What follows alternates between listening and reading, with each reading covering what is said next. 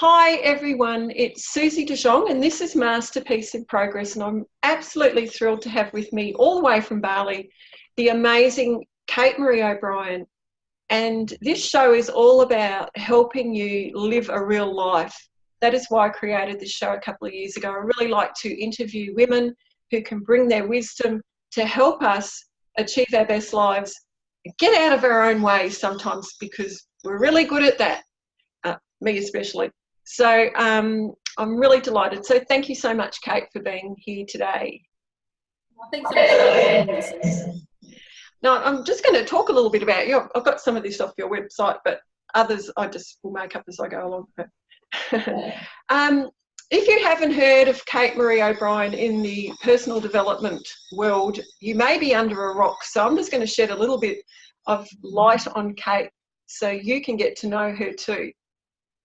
Since the day when Kate came to one of those life-changing moments, she, along with her husband Hanari, have gone on to create a global business, been nominated for numerous awards, have built a team of 12 full-timers, it may have changed since then, led numerous Game Changer Live leadership programs, which I was lucky enough to attend in Bali last year.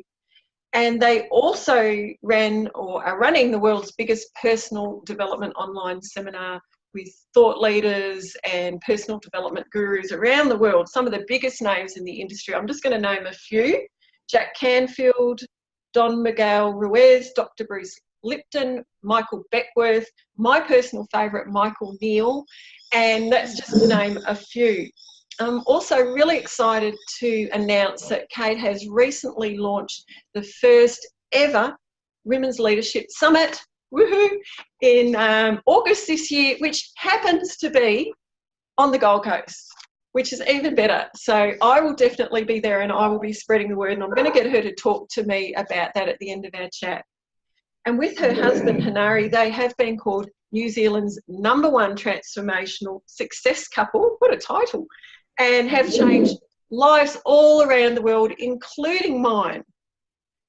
So thank you, Kate. I don't know if that did you justice at all, but we'll just find out more as we go along. Thank you so much for introduction. Thank you. As I said, I've seen you referred to as a personal development coach, but I just don't think that is a big enough title. I don't really like titles. I know you, like me, don't like to be put in a box or anything like that. So what would you call yourself if you had to? Yeah, it's funny, I don't either. I know what I like doing is I love playing full out, even when I'm not feeling like I'm fully ready, and it's probably something we'll talk about here. I love playing full out, and I love reminding other women that they also get to play full out with whatever is nudging and calling them. So I don't know, sometimes I make films, so, you know, I'm coaching all the time, I'm running training, and I've got 3 companies. So I've got the personal development company here, and I've got 2 other companies as well. And, you know, just posted today actually about the finances of the companies. It's the first time I've ever done that publicly. So yeah, wouldn't say a title, but I love reminding women about their own personal leadership.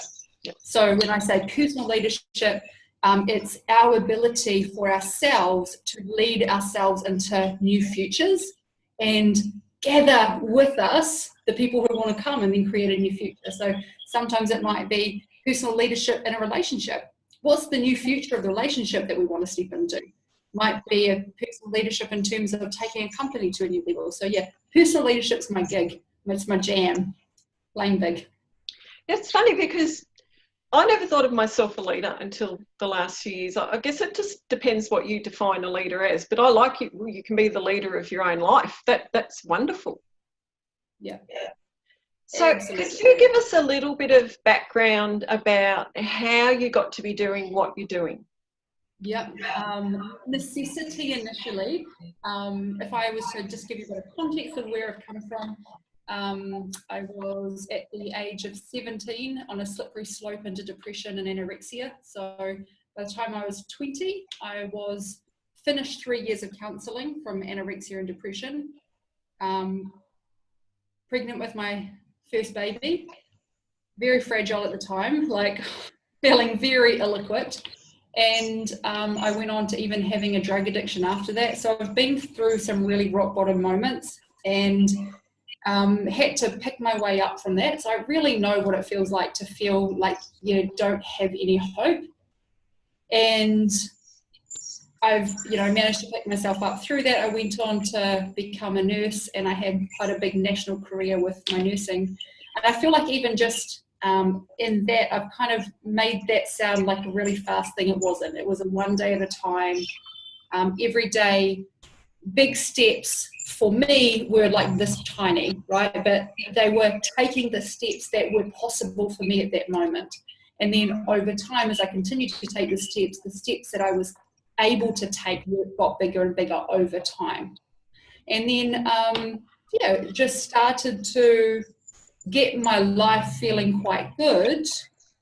And then as I was working as a nurse, we started coaching with people for free in the background, just because both myself and Hinari, who is my husband, who also has a similar kind of like pain to triumph sort of story, we wanted to help people. We wanted to have our experiences not just be shitty experiences.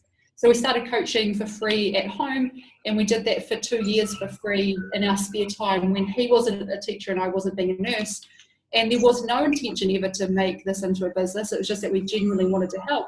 But then our time became so full for coaching for free that we realized maybe I just need to do that and not nurse, because I'm exhausted.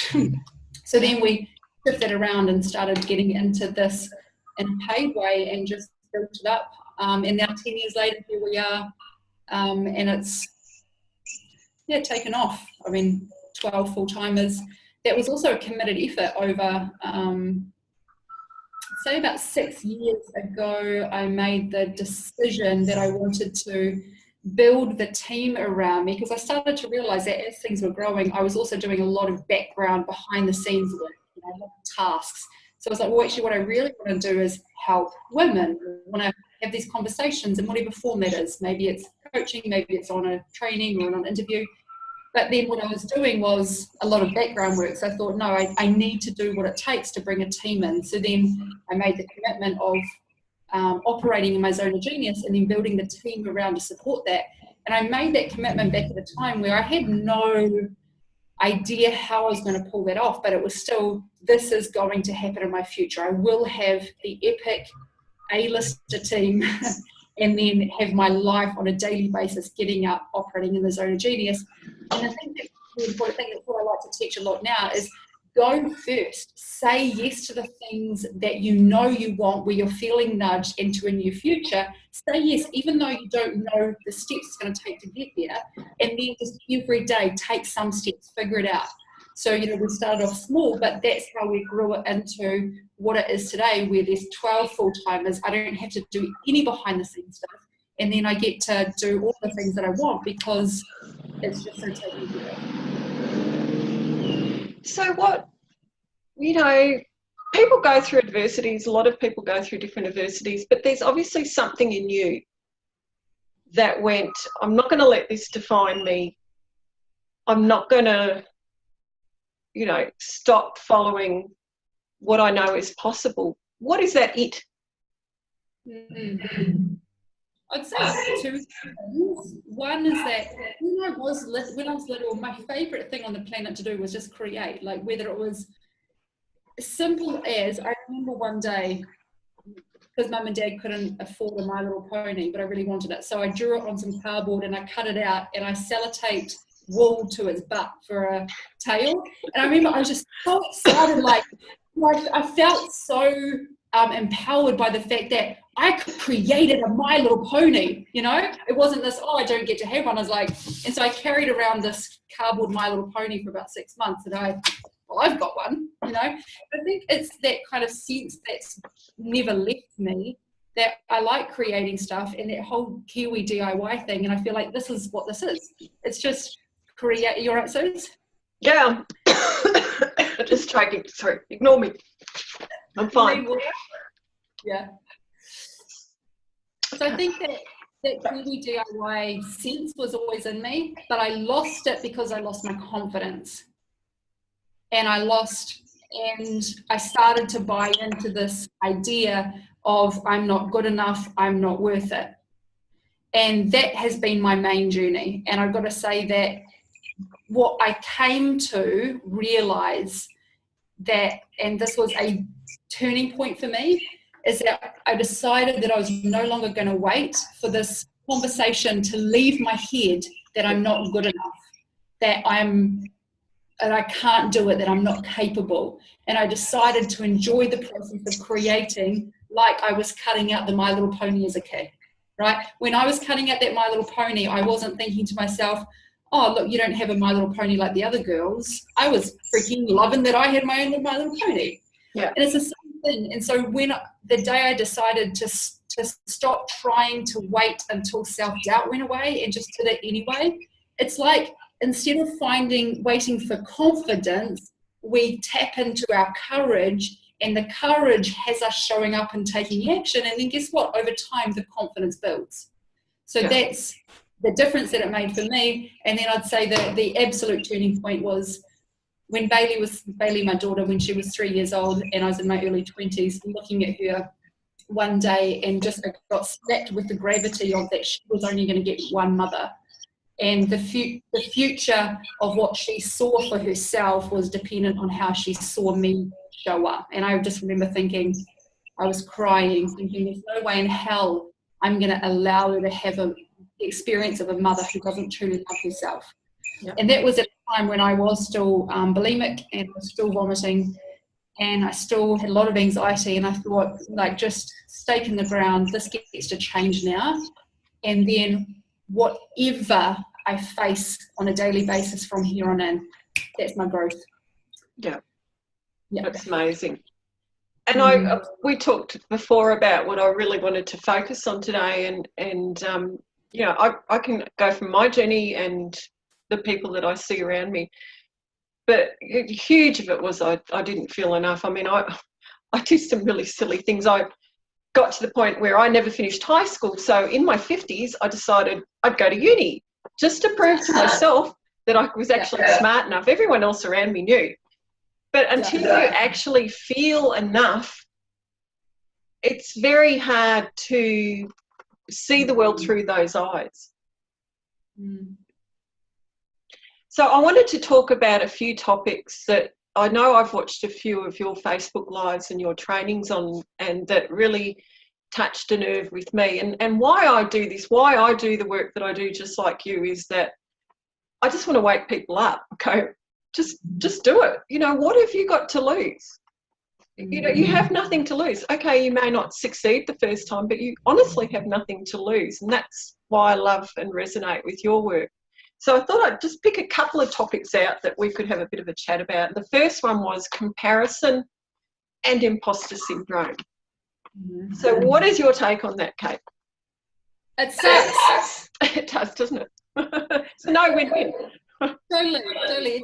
If you notice that you're comparing yourself, then you're always going to come up short. I think it's great to be inspired by someone because it shows us that there's something else possible. So on that aspect, awesome. Like, definitely look to people who inspire you and remind you that there's more beyond this.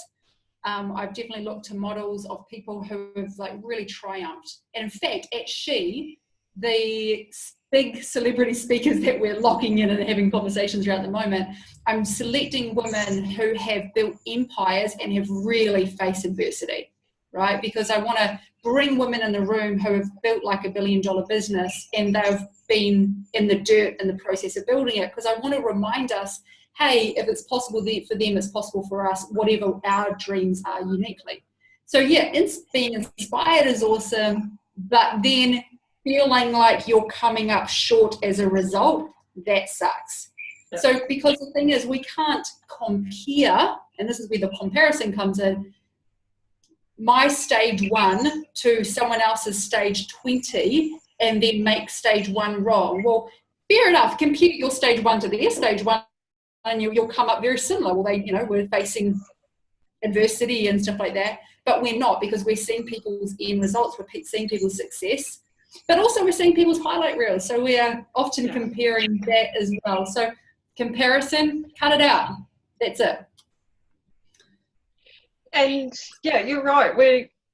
There's also this thing, I think, in maybe it's social media land, I don't know, that people just want it like that. They think that, like, I know you've put so much work, you've put years of work into what you do, and then people can watch that and think, well, I want that, and then it doesn't turn out the way, instantly what, they plan, and then they get disheartened too. Yeah. Can I add into that, Sue? Yeah, sure. For example, video. I showed up on camera for 5 years before I got good. Before I got what I would say is good. And I constantly pulled out my camera and just kept filming and talking to it. And I hated it. I wasn't good at it. I didn't know how to say. I would be sweating, like I had sweat mode because I just feel so nervous. But I stayed with it for 5 years because I figured that in the big picture, I want to be comfortable and confident talking. And remember, I was someone who had extreme social anxiety. So talking was something that I wasn't comfortable with. In fact, I used to hide in the shed that I lived in, and having a conversation with someone at the supermarket put me into intense anxiety. So I showed up on camera for 5 years to get good because in the big picture, I wanted it to be a skill set that was natural to me. And then, a couple of weeks ago, I stood on stage and did a keynote in front of 1,000 people. And I acknowledged for myself the progress from going from anxiety talking to a lady in the supermarket because I was purchasing chewing gum to standing on stage with a keynote with 1,000 people. That takes work behind the scenes of being committed and courageous, of just continually going, I get it's hard now, but I'm going to keep doing that background work. So, people see the result, and, someone commented and said, oh, wow, I'd love to speak on stage like that, but I'm not good. Well, we never get good at anything until we actually keep showing up until we get good. And actually, I want to say something about that. Even like I'm kind of bringing in a couple of conversations we're talking about. Martin Luther King. So Martin Luther King used to wear glasses, even though he had 20/20 vision. He wore glasses because that made him feel more confident so he could step into a role of doing his thing, right? Yeah. And I feel like this can be a really useful thing. It's almost like developing something within you that you allow yourself to step into in the process, that then it brings through the elements that are already within you. Beyonce, she had this because Beyonce was actually really insecure and quiet and introverted in her day-to-day life, but she wanted to be on stage as a performer. So she created this stage persona, called Sasha Fierce. So when she stepped on stage as Sasha Fierce and she was Sasha Fierce, she said she got into such a state that she wouldn't even feel if she heard herself. But over time, as she kept being Sasha Fierce, it brought through these elements within her that were already within her. They were already uniquely for her, but it allowed her to bring it through. And then over time, she was able to drop Sasha Fierce because it's just who she was. Yeah. I'm just thinking for you as you're listening to this, maybe even considering what are the elements that you want to bring through for yourself at the next level, and thinking of what would allow you to bring it through, knowing that it is a journey. And the journey is beautiful because when you go on the journey, it brings those elements through. Yeah. Oh, I think I need a name. I'm like a Sasha Fierce. I'm going to find one of my own. No, I'm fine. I'm fine in camera. It's really weird. I can walk into a networking event and freeze, but on camera, I'm fine. It's really quite strange. So that's obviously that I need to keep envisioning myself doing and getting better at. Yeah. Not feeling enough in some way, which stops you following your heart's desire.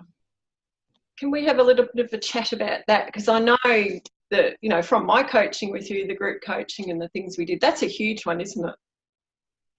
Yeah. And I think it's huge in terms of how much it's a block that holds people back, but it's huge in terms of how it's just it's such a universal story. And when I got that, everyone experiences their own flavor of, I'm not enough, I'm too little, I'm too old, I'm too young, I'm too not educated, I'm too whatever. Then I realized that, wow, it's actually not even that special what we're telling ourselves. We're special, but the whole conversation around, oh, I'm not ready, that's not special. Yeah. And I think the thing is we just make it so special. So I decided with myself, yeah, I'm just going to not have that be in the driver's seat. Like I said earlier, I've stopped trying to get rid of it, but it's certainly the one that I'm not having on the steering wheel, deciding the direction that we go in. So if it does hop in there, which sometimes it does, sometimes I still get a little bit of anxiety come up. Sometimes I might doubt. And in fact, at every new level that you step into, the old thing kicks into play. Yeah. Me stepping out to claim we are creating Australasia's biggest women's leadership event. And so, because I was feeling the nudges, I felt it's like tap, tap, tap.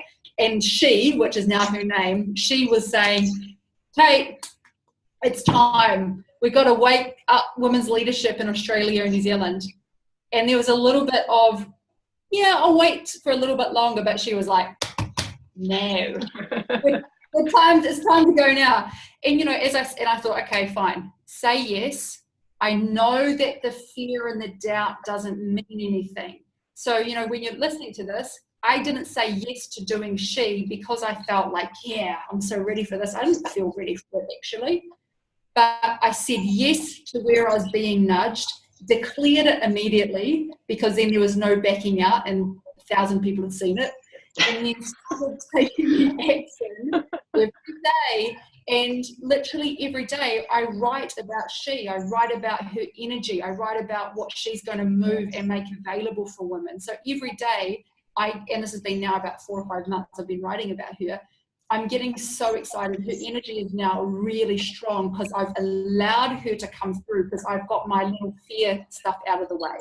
Now, every so often it squeaks from the back seat. It's like squeaking around now. It's not like it's like, what if you don't pull it off? And I'm like, put a lollipop over the seat and get it to suck the lollipop. It's really, I'm so excited about this summit, but it really makes me feel, and I don't know if you've noticed this over the last few years, that it's kind of like we've come to this point in time. I relate it similar. I don't know how else to relate it to the burning of the bra. It's like women are waking up and going, okay, there's this big chunk of life behind me now. This is not where I thought I'd be. It's up to me to change it. What can I do and really step into who I am without worrying about what everyone else thinks, without doubting myself, but even doubting myself and just doing it anyway. I just feel like there's this real undercurrent happening across women. Mm-hmm. Do you notice that too? Yeah, for sure. Absolutely. Yeah. It's about time. Yeah. And I love it because I've got a 26-year-old daughter, so she's watching all of this, she's getting involved in it, and I wish I knew half the stuff I knew, you know, at her age, but I'm just blessed that I woke up myself and not going to let fear take the driver's seat anymore, and I know that that's a really big part of the work that you do too. So I'm just on our final topic. A really big one is people being scared to change. Mm-hmm. And it really, you know, with the work that I do as an RTT therapist and a coach, I see so many women really, really wanting something, you know, really, and it's causing them pain not having it, but they're just stuck in this thing of either being unable to change, unwilling to change, or scared of change. Mm-hmm. So what advice can you give them? A great question. I feel like it's more scary to not change. Yeah. It would, for me, if I imagined, like if I just think about it right now, right, and I imagined not making changes, like it's kind of crazy. I wake up in the morning at 5 o'clock every morning and I'm excited to get up. I'm not one of those people that have just, because I'm excited. I'm so juiced up by what I'm creating. I've got 3 companies. I'm so excited by what's happening in each of them. And I'm like pushing play fully on each. I couldn't imagine not being so juiced up. Like I couldn't imagine being bored in life and feeling stuck and feeling powerless and like I wasn't in the driver's seat. So that terrifies me. And so I just feel like if that's where you are, then you want to ask yourself, maybe in 10 years' time, if things didn't change whatsoever and things were exactly the same in your health, your relationship, your finances, and who you know yourself is, would you feel deeply satisfied? If the answer is no, then it's up to you. Yeah. Oh, great answer. Great answer.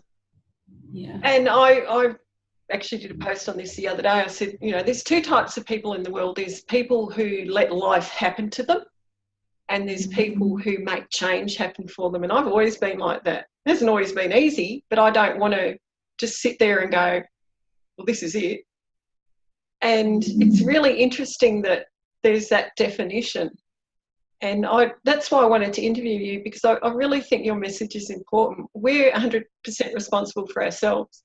And so if you really want to make change, if you want change in your life, sitting there and wishing and hoping is just not going to cut it. And as you said, can you picture yourself in 5 years' time being in the same place, feeling miserable? No, I can't. I wouldn't have gone through this whole journey of this personal development if I felt that way.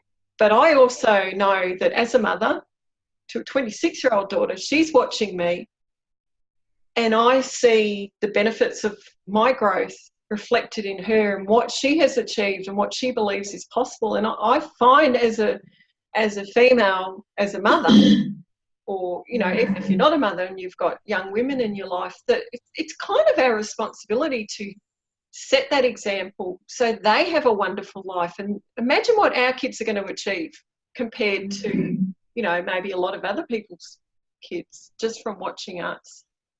Absolutely. I feel like the next generation is almost evolving forward. I know with my daughter Bailey, she's like a different generation of thinking, and there's no way in hell she would ever be doing a boundaries course when she's older. Like, her boundaries are sharp, and it's funny because she's I feel like she's stronger than, I'm pretty good at boundaries, but she's even stronger than me, and she has me continually step up my boundaries because she's just so like sharp. Yeah. I do want to say this, that in terms of, it can be really, if you are in that space where you are scared to make change, I feel like context is really important, and it's really easy to, because we're still running off this archaic system where we feel like we're running from a tiger, but we're not. We're like running from the fridge, you know, like it's really, there's not really a lot going on. Yeah. But we're acting and pretending as if there is. We're talking about the ability to create and be at the helm of your life. Like, that's a beautiful, juicy thing to be talking about. This isn't scary. What is scary is getting shot in the face in Pakistan because you're trying to go to school, like Malala. You know, I think one of the things I love, the people who really inspire me that I watch are people like Malala, people like Malala's story. And I loved reading her book and watching her interviews, because, you know, I'm like, that's real courage. Yeah. Going and chasing your dreams and getting on camera, you know, like, we've got this. We've got this. Yeah. We're privileged. Oh, can I say one other thing? I was checking my YouTube channel the other day, and I was reading some comments, and I created this video that's running. So it's a running video. It's like inspiring, blah, blah, blah. One lady commented on it, and it had me stop in my tracks. She said, "I'm so inspired by this video. I wish I was allowed to run outside." Wow. She lives in a country where she is not allowed to leave her house without her husband. And she said that she's been watching this running video of mine. God, I felt really kind of like, holy shit. And she said she's running up and down her lounge to be inspired and to get exercise because she's not allowed to leave the house. It just was such a huge context shifter. Oh, yeah. Yeah, that brings everything into perspective. Absolutely. Wow. Yeah. So tell me, just to wrap up, I'll do an Oprah question because I really like this one. What would you tell your younger self? You've got this. Yeah. Yeah, you've got this. And honey, what you're going through right now, it's all a part of the big picture. It's been especially designed for you, the struggles that you're going for, because you've got a unique flavor that's here to come through. You've got a difference to make on the planet, and what you're going through now, even though it's really challenging, it's like building some special ingredients for your special sauce that you're gonna need later on. So stay with it, on a sweet pie. Oh, I love that. Yeah. So quickly, before we go, tell us a little bit more about She, when it's going to be, and then we'll spread the word when it gets closer too. All right, ladies, 16th to the 18th of August. Pop that in your diary. So 16th to the 18th of August, it's on the Gold Coast. Like within the next month, we're going to be putting out tickets. But essentially, it's 3 days where there's a couple of things going to be happening. One, women to get so validated for who they are. Like so validated. I feel like we still have this thing that we have to be something different than what we are in order to be special or successful. Whereas such a theme of She is going to be actually know who you are and your special uniqueness. That's what's required for what you're being shoulder tapped for. The whole reason that you're being shoulder tapped, I'm saying this on my chest, is because the reason why you're being shoulder tapped for something is because it's uniquely designed for you, and all of the experiences in your life are designed for you. When we do that, we get to validate ourselves and who we are. And then the question is, so now what? Because once we drop this whole palaver of I've got to be more, better, different to be okay, then that kind of frees up like 95% of the energy in the background. And then we get to say, oh, so now that I get I'm pretty cool, what do I want to create? Like, what am I called for? What excites me? And then, so that's the other part of She. Part of it is getting we're amazing, like, let's really ground in who we are. And then the other part is, where do you want to, like, really raise the roof to? What do you want to create? Who do you want to know yourself as at the level you play at? And we are going to crack the roof of that vision, because I think the other part is, and I know it's certainly been for me, and I've seen for a lot of women, is like full permission to claim the height of that as well. Yeah. And so that's going to be a big part of it. And then it's 3 days of so much fun. The women that are going to be speaking on stage, they're just such the essence of juiciness, and they've really owned their own flavor of human. You know, so that's a beautiful, beautiful, beautiful time. That's what it is, 3 days. Wow. Well, I've already got it in my diary. I wouldn't miss it for the world. And I just can't believe you're having it on the Gold Coast. It's even more amazing. And having worked with you one-on-one and having attended Game Changer Live in Bali last year, I mean, it really shifted a lot of stuff for me and helped me just drop all these things that weren't serving me anymore and just be me. And there's nothing better than just being yourself. It seems really silly and really simple, but it's not always. And, you know, here I am, 56, finally comfortable in my own skin, and I owe a lot of that to you and Hanari. And I want to thank you again for your time today. I know that you're such a busy lady, and I'm really excited that you joined me and can't wait to see you in August. Oh, thanks. Can I just thank you very much. I want to also just take a moment to acknowledge you. You're so beautiful. You're such a gorgeous woman. And I've worked with Suze behind the scenes, and I just really want to say what I've seen from Suze is that on all levels, and I mean, obviously you follow her work because you know this, but I just want to say it again. Suze is just such the real deal. She does things genuinely cares about people being free and feeling free. So I just want to say thank you for who you are. Oh, you're amazing. Thank you. Okay, well, that's it. I'll see you in August. Thank you again, Kate. Awesome. Cheers, Suze.